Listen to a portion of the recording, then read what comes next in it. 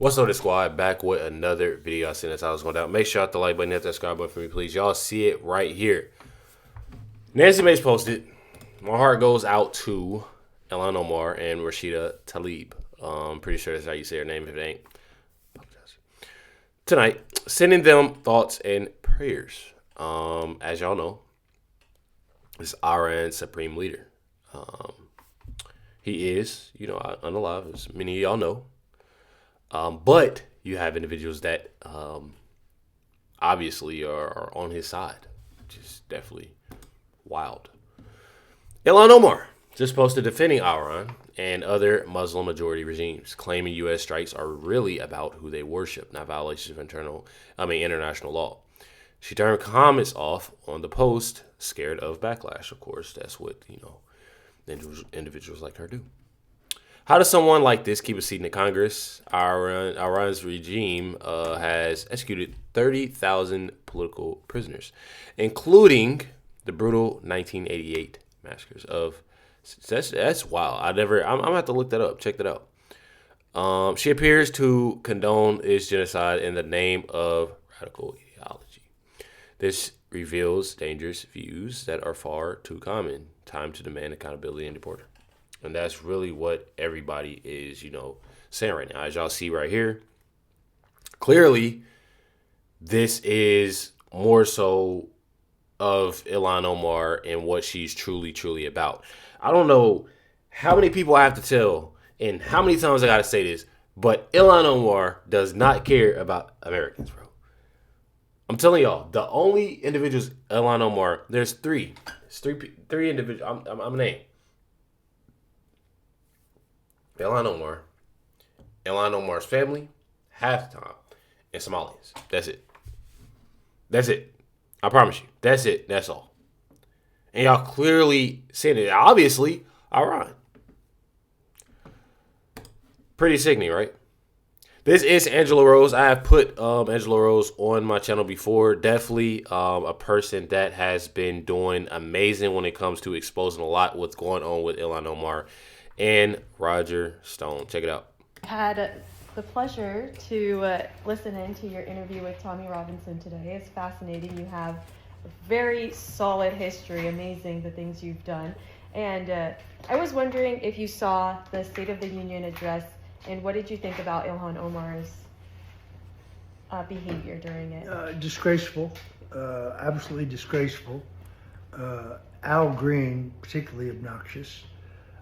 Look, there used to be a time in America where we had comity, meaning that we at least respected each other. The Democrats don't respect Donald Trump. They don't respect the country. They don't respect the presidency. I think it's disgraceful. But they offer the country nothing. They have no agenda other than hate. And people won't buy hate. That's the good news. I had Truly. the pleasure to... And it's sickening. It's definitely sickening. I'm telling y'all. One thing about Ilhan Omar is already not looking good for her anyways. I'm not even going to lie. Says, love it when this happens. A Democrat went on CNN to tell her party to get over their Trump derangement and realize he's doing a good job. That's what people are understanding. And I thought, obviously, John Fetterman was the only Democrat, that spoke up about this. But truly, you have other individuals that's obviously not in denial about how good and how real, this is. I truly don't understand how individuals constantly just have so much hate for President Trump and not even realizing on what's truly going on. Check it out right here. I think that it is imperative the Democratic Party wake up and get past their dislike of Donald Trump, the President Trump, and their feelings of international conflicts going on. This is about national security. This is about what is possible in the Middle East. This is about being a good neighbor, good partner to the Gulf states and what their aspirations are. This is about supporting the people of Venezuela. This is about dismembering our relationship with, or not dismembering, but resetting our relationship with China. Right now, 55% of the oil production that Iran produces goes to China despite sanctions. You want to support the people of Ukraine, you want to end that war, you have to. There is no getting around dismembering this Islamic Republic. It is non-negotiable. It is not a want to have, it is a have to have. And it's not just for the Iranian people. I think you have to trust the Iranian people. We know this government better than anyone else. When you dismember and decapitate this regime, you are going to see a change in the Middle East, in Venezuela, in China, in Ukraine. And I think, quite frankly, their ideology has really, it's caused a lot of problems for us worldwide. We need to take it seriously. And I think at this point, we have a tremendous opportunity. This will be like ending the Soviet Union, the Berlin Wall. This is a transformational moment for humankind, for security. And as an American, this is in our interest to complete it. So I am a Democrat. I have been a Democrat. I am incredibly disappointed with my party. I do not see myself in them in this moment. And individuals keep on, and you can tell Dana Bash is definitely, irritated and feeling some type of way about that, but it's the truth. And it hurts sometimes, But I definitely say that, again, this is not the first person, that said this. There are many individuals that have, this is good, this is good for the world. People need to realize that, man. I don't understand it. I truly, truly do not understand it. Y'all got the great, and she speaks facts. I'm not even gonna lie. Anna Paulina Luna definitely speaks facts. Definitely, I don't know how I'm not followed. I haven't followed her yet, but definitely speaks facts. With a lot, that's going on. Obviously, you have here set CNN's Facts Straight on Iran, pointed out on how Iran has unalived thousands of Americans that even tried to unalive President Trump, which is definitely pretty wild. I'm telling y'all. Says, why doesn't the fake news report on this? Check it out. Look, I think in any form of conflict, there's going to be a risk. But I want to be very clear that Iran has been responsible for killing thousands of Americans over the last 40 years. As a result of what the president decided to do while operating within his Article 2 authorities, I don't know if many people know this, but they already tried to assassinate the president. They've already killed Americans.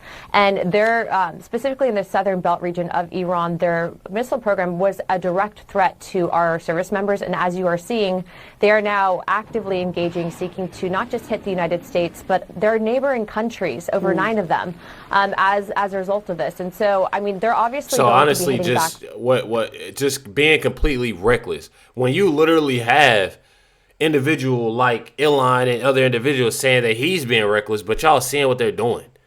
9 neighboring countries, over 9 of them, as a result of this. Wow. And so, they're obviously going to be hitting back. But let's be clear, we were trying to negotiate.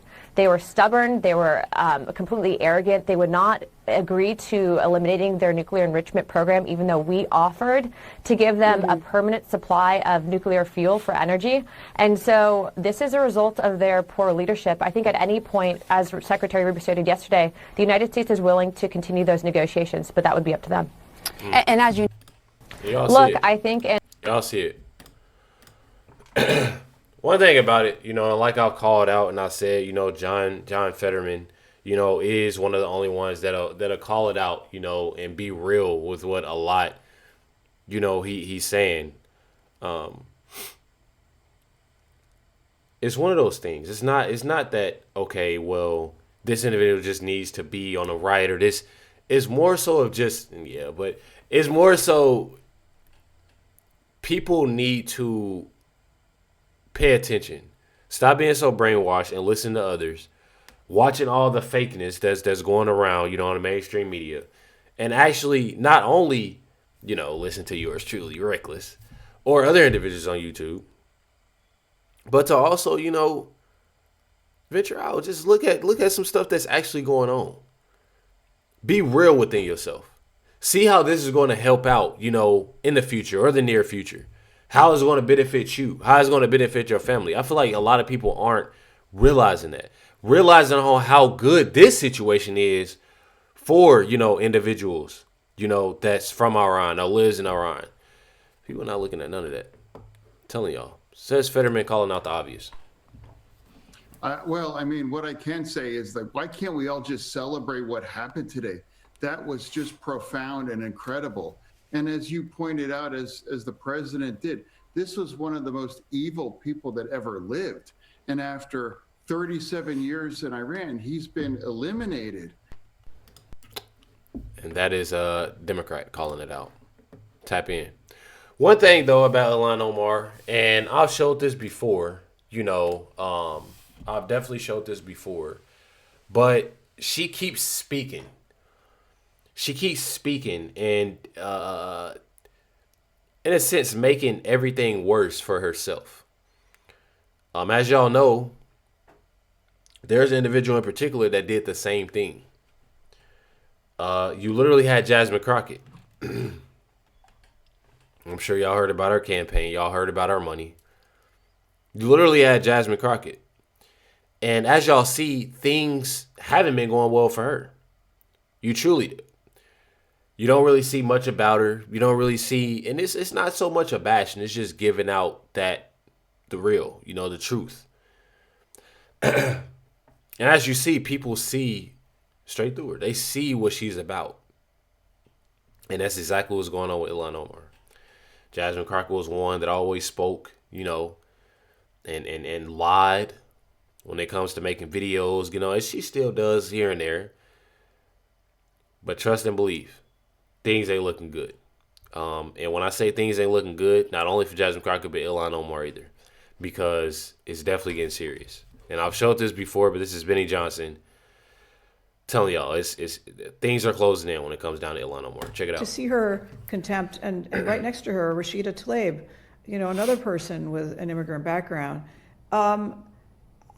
Look, Ilhan Omar has some legal issues regarding her citizenship. I'll just leave it at that. I think that they've been well covered in the press, but it's shameful. And I am so happy to be an American, and people need to get out there and touch some grass in other countries and see what they go through to really appreciate how great we have it in this country.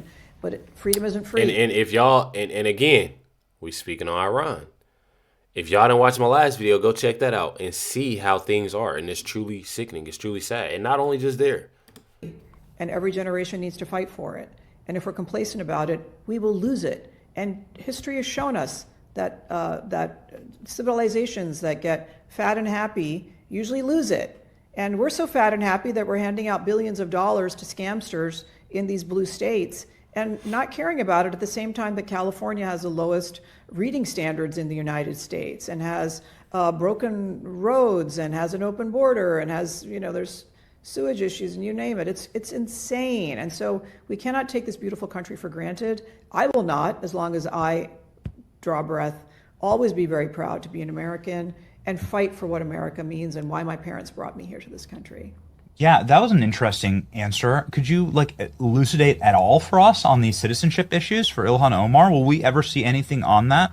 I will tell you that I was very anything, but sure. I think it's been well covered, and I covered it certainly myself before I joined the DOJ. That certainly it's a truism of immigration law that if you commit fraud in the course of obtaining your citizenship, if you lie about being that you weren't a Nazi guard at a concentration camp, you can be denaturalized. If you lie about your marriage status on which your citizenship depends, or your familial status, or what have you, if you fake any of those documents or you lie, that's a grounds for denaturalization. And so I think it's been credibly alleged that there are serious questions about the circumstances of the paperwork around that naturalization. I'll just leave it at that. I'm not working on that issue. That's not part of what the Civil Rights Division does. But I think we need to police that seriously. It is a precious privilege to be granted citizenship as a naturalized citizen in this country. And I don't think it should be taken away lightly, but if it's just a basic concept of law that if you commit fraud in the course of obtaining a benefit, you're not entitled to it. Yeah. Come on now. Speaking facts. Definitely speaking facts. One thing that a lot of individuals do want is, for that deportation to happen. And it's a lot that comes with it. It's truly a lot that comes with it. And it's truly sad. It's definitely truly sad, of the things that has been going on. That when it comes down to the fraud, when it comes down to lives lost, it's so many things that Ilhan Omar and Tim Walz, that's Minnesota, and other places as well. It's happening in Ohio, it's happening in California. A lot of these things are happening, and you have just these evil, horrible individuals that are causing a lot of this, and they point the finger at President Trump, and it's definitely sickening. Hit that like button, hit that subscribe button for me, please. Definitely appreciate y'all. Much love, everybody. Catch y'all next one.